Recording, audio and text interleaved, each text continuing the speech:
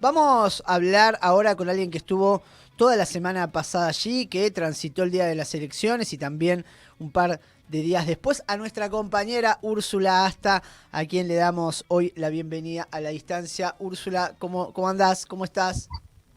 Muy bien, ¿cómo andan por allí? Y acá estamos, ¿qué te podemos contar? Haciendo el programa, En el, felices, en el felices, país de la libertad. en el país de la, por suerte, de libertad, en Argentina. Llueve por donde Libertad estás de vos, Úrsula. Llueve ahora, no. Sí, sí, claro, estoy muy, sí, sí, está lloviendo acá. Pero estás bajo Creo techo que igual, veo. estamos, Estás en un auto, por lo que sí, veo. sí, estoy bajo techo, estoy trasladándome exactamente. Bu- Eh, Bueno, yo quería... pero bueno, igual no hace tanto frío, ¿no? En Caracas estaba parecido, no hacía mucho frío, no Mm. parecido, le estoy poniendo mucho color, pero igual en la jornada de ayer acá en Buenos Aires hizo calor. Bien. Claro, bueno, yo quería ir a eso, ¿no? Quería preguntar antes de entrarnos en una semana aquí para la región, para Argentina, para Brasil, para Colombia, fueran semanas también muy agitadas, si es que puedo así calificar, ¿no? Pero vos que estuviste en Venezuela y te escuché en algunos momentos, decía, por acá esto relativamente todo tranqui, ¿no? Quiero, antes de ir a la semana, ir al propio domingo que vos estuviste acompañando de cerca el proceso electoral, ¿no? Fue un proceso tranquilo, sin incidentes, sin violencia. ¿Cómo fue el domingo? Y después vamos a la semana. Bueno, a ver, diría algunas cosas. Por un lado, lo que vos decís que fue lo previo al domingo y después lo que pasa a partir del domingo por la noche y el día lunes y los días posteriores, como algunos trazos que me parece que son importantes que toquemos hoy. Eh, Hasta el día domingo había, por un lado, una situación de tranquilidad, como les decía, lo estuvimos describiendo acá, bueno, hablábamos el sábado pasado previo a las elecciones del domingo.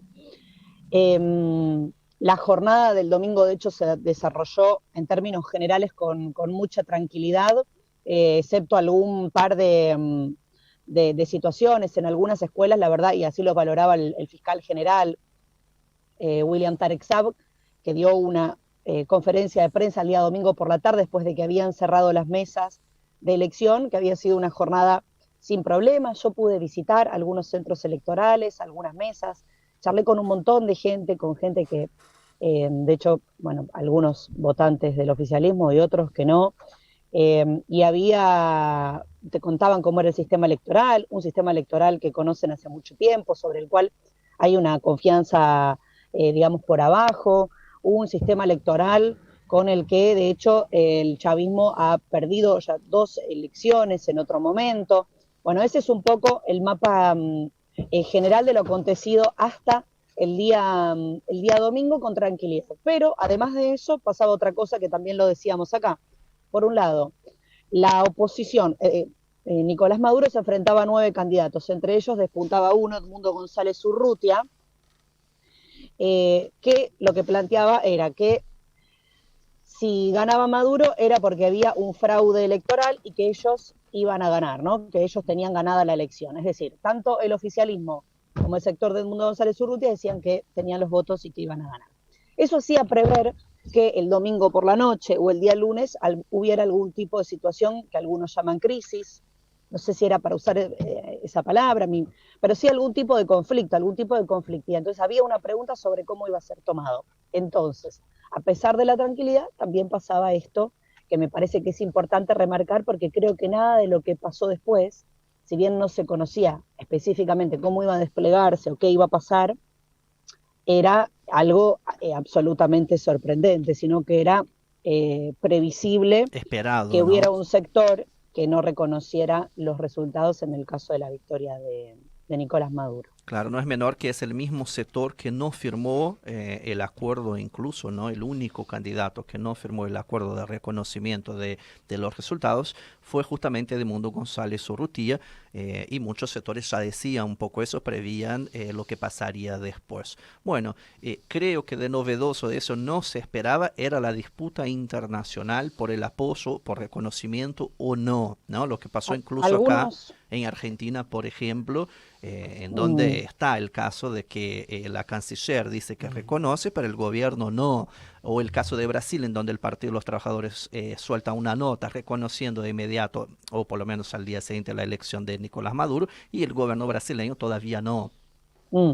A ver, creo que si nos vamos un poquito a la historia de lo que ha pasado en Venezuela, justamente respecto del proceso de la revolución bolivariana, quizás en realidad no sé si es tan novedoso, pondría un manto de pregunta sobre eso, porque ya ha pasado, de hecho la elección del 2018, cuando Estados Unidos reconoce al autoproclamado presidente Juan Guaidó, le entrega de hecho algunos activos de Venezuela que están en el exterior, como es el caso de la filial de PDVSA 5 que está en Estados Unidos.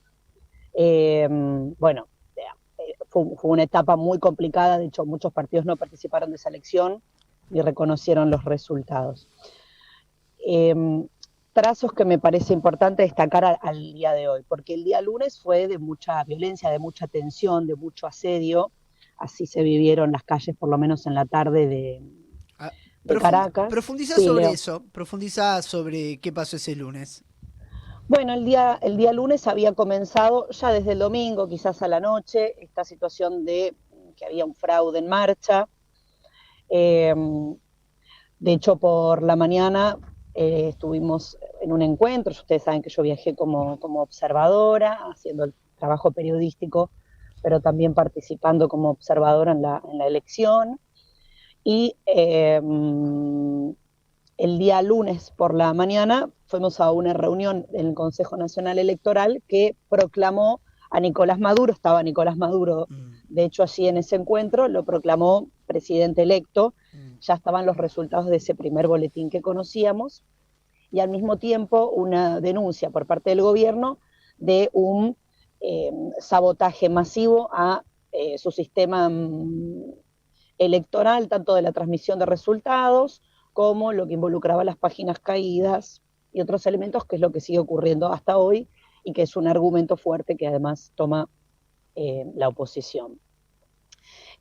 Por la tarde, ya temprano, pero creo que por la tarde es cuando aumenta y cuando escala, hubo distintos focos de violencia que en Venezuela traen muy malos recuerdos por las guarimbas, o por lo que significó toda esa etapa histórica de violencia que incluso ha costado la vida de un montón de personas. En esta ocasión el gobierno ya oficialmente ha anunciado algunas personas fallecidas, también personas detenidas, activos tanto del Estado, instituciones que fueron quemadas, que fueron vandalizadas, y obviamente el lunes por la tarde entonces se convirtió en Caracas y otros estados, un escenario complicado que había que ver después cómo se desplegaba el martes, ¿no? Creo que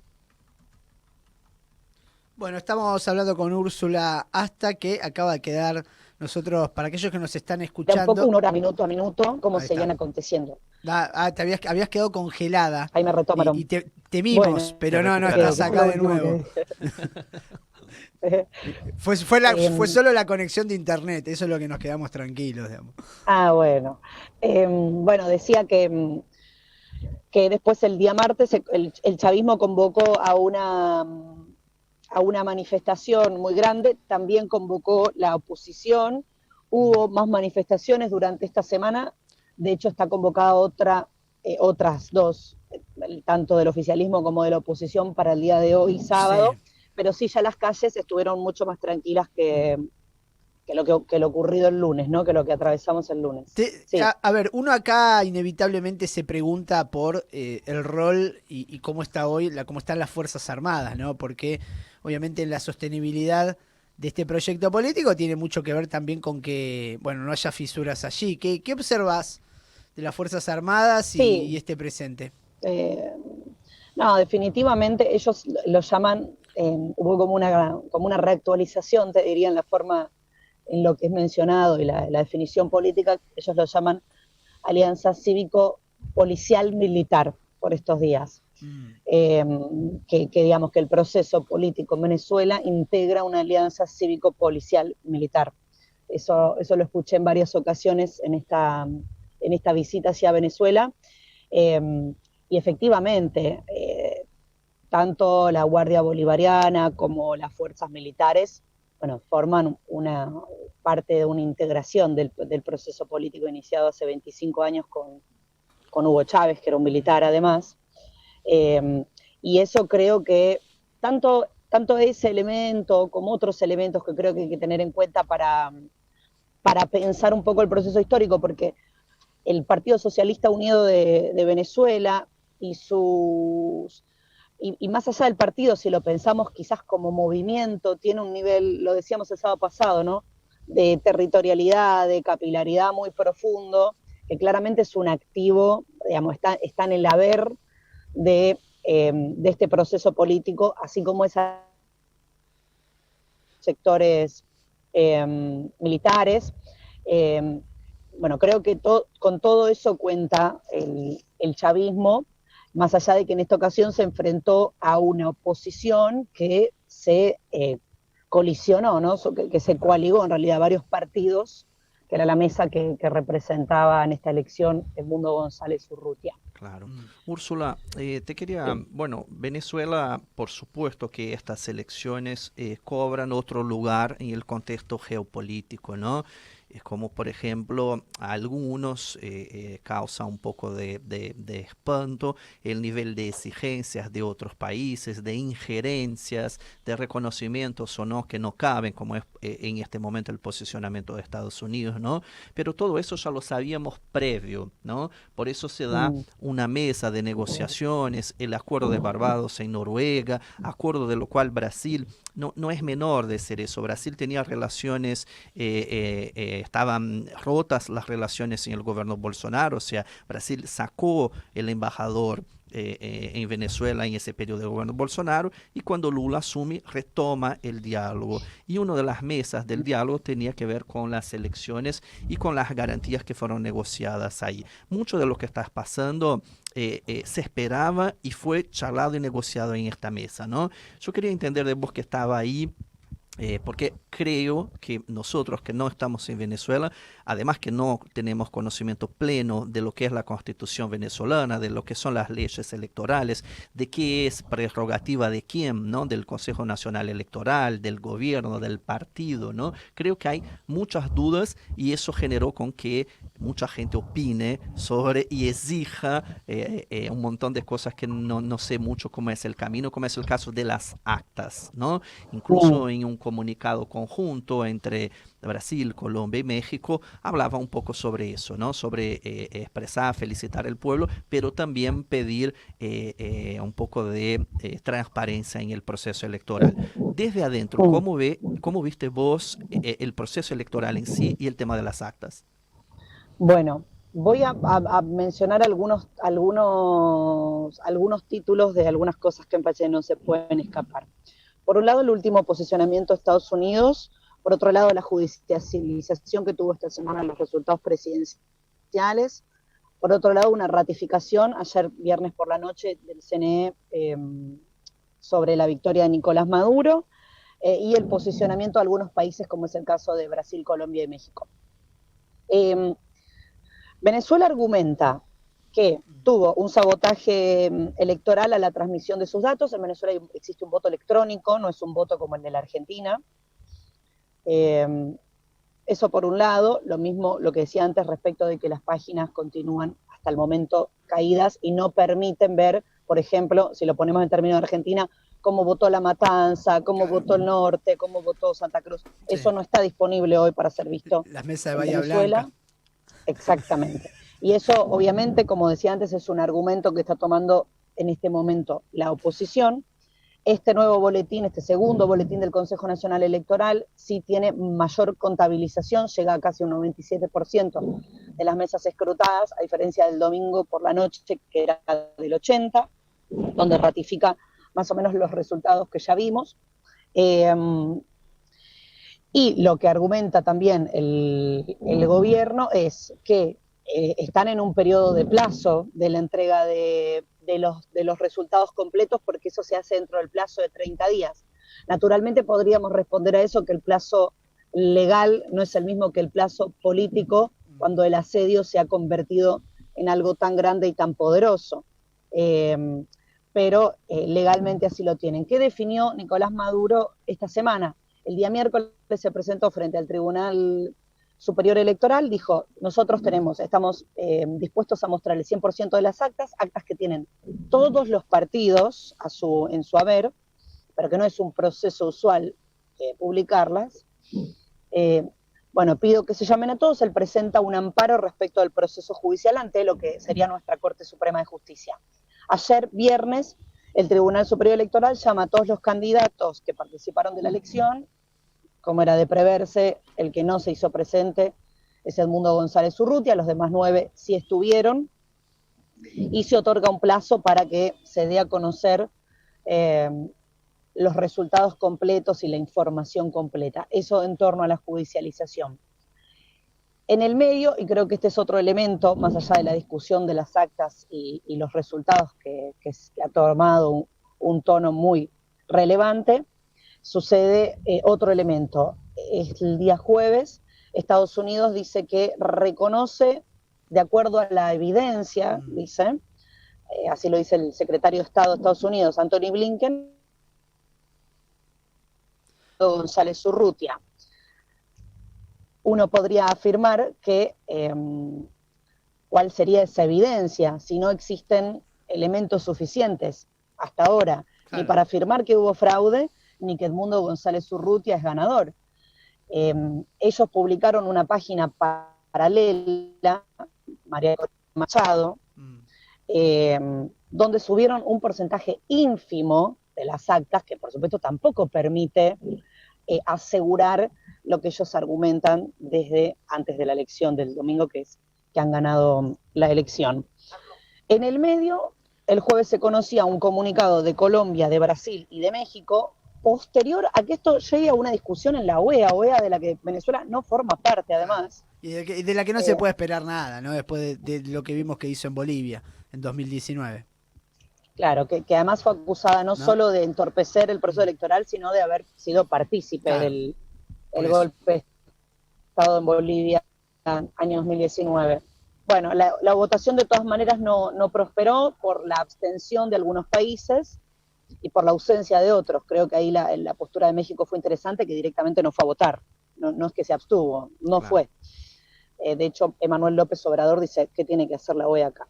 Bueno, después de eso se conoce este comunicado conjunto entre estos 3 países, que son 3 países de enorme peso y de gran relevancia en América Latina, donde de alguna manera sostienen esta postura respecto de continuar la espera de la publicación de los resultados y a la vez de la soberanía de Venezuela respecto de su propio proceso electoral y la no injerencia externa, que es lo que está pasando, por lo cual es un comunicado importante de estos países. Entonces, ese es el clivaje, diríamos, al día de hoy, a una semana. Creo que sigue siendo un poco, aunque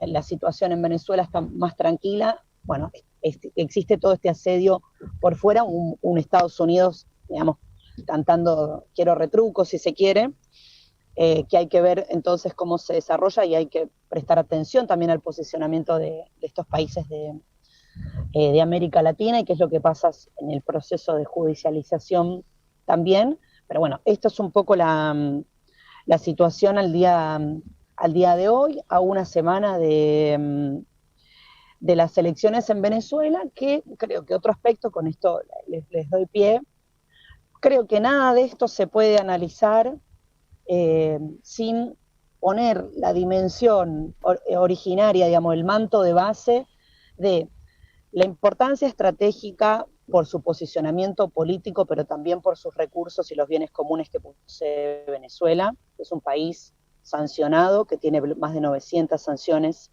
por parte de Estados Unidos todavía, que es un país que a nivel geopolítico significa también una mirada de atención muy importante por su posicionamiento justamente. Entonces, Venezuela ocupa ese lugar en América Latina y en el mundo y tiene un gran asedio encima, con intentos de golpe de Estado, con intentos de asesinato sobre su presidente, que me parece que es un aspecto central a destacar para pensar todo esto que está pasando. Claro. Claro, Úrsula, para cerrar, ¿no? No hacemos previsión de futuro, pero bueno, un poco de análisis de lo que esperar para los próximos días, ¿no?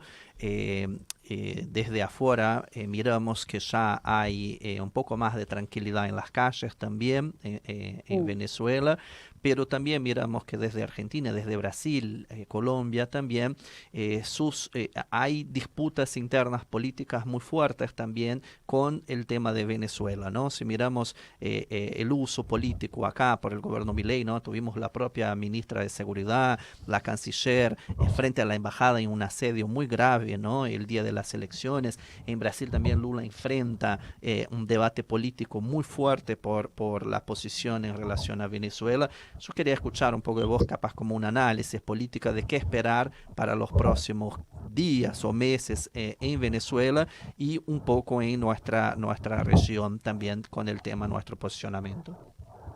Yo creo que está por verse cómo se desarrolla la fuerza que se pueda mostrar hacia adelante, como decía recién. Creo que todo eso implica los elementos que hay sobre la mesa, que es Estados Unidos retrucando el posicionamiento de quizás resguardo y en conjunto que toman estos tres países, que de alguna manera es un manto interesante en los intereses de Venezuela. ¿Qué es lo que pasa internamente respecto del proceso de judicialización? Creo que todo eso hay que poner sobre la mesa para ver qué es lo que va a pasar, para mirar con atención cómo se van desarrollando los hechos, pero sí me parece claro que hay un enorme asedio sobre ese país y es evidente también que a muchos países o muchos espacios políticos les queda incómodo en este momento histórico y su interna, la interna asumir una postura. Claro, la interna de sus propios países. Bueno, Ursu, tenemos más notas después. Fuerte abrazo.